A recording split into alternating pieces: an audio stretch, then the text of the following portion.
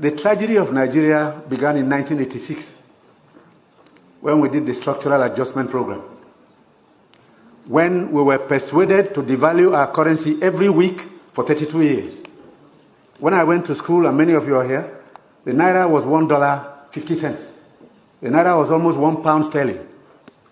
They came here, persuaded some brilliant men from Harvard and the World Bank that weekly devaluation was wonderful. 32 years of devaluing your currency until we hit 527. And they were still telling us that the naira was still overvalued. That brought poverty, misery upon us. Then interest rates went to 30%. So nobody could build a factory, start a farm, produce anything, or create jobs. Because every time you bring in a shipload of rice, you also bring in a shipload of unemployment. Because you are transferring your wealth to sustain other economies. Somehow, Nigerians didn't notice it. So we became a nation of importers. Toothpicks. Each year it cost us $18 million. Importing toothpicks. Tomato paste, $400 million. So you talked about tomatoes now. One basket in town now is less than 2,000 naira. The farmers are losing money because the processors don't have enough funds to set up factories. You are going to do tomato paste, it's food-grade stainless steel. You can't just use anything because you'll be putting poison in people's stomachs.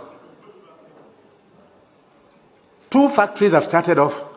I believe by the middle of next year, we can comfortably tell importers of tomato paste to stop. But when you do, you make enemies.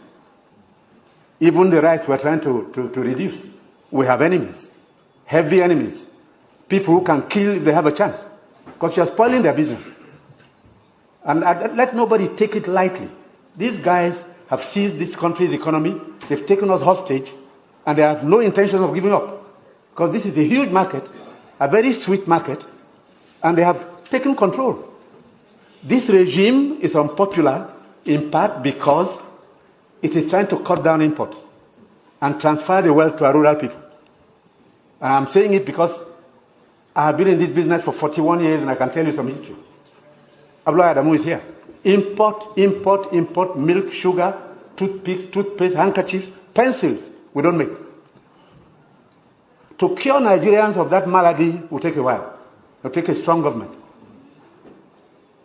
That's the truth. And they're not happy that we're cutting down.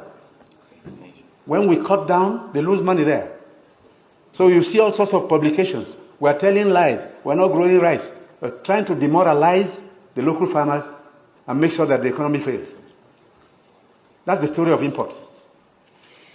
Now, I read a story recently in the newspapers. The French ambassador, the champagne ambassador in Nigeria, gave an article to The Guardian. He said Nigerians love life.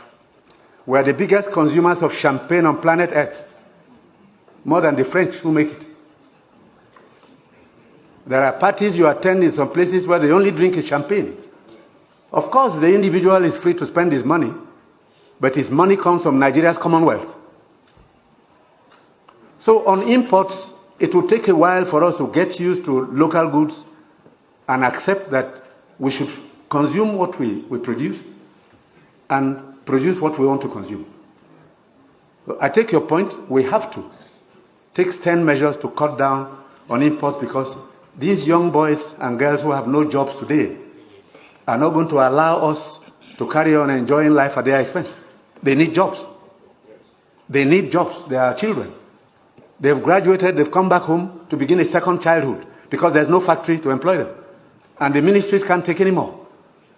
But somebody is making sure you fail when you want to produce at home.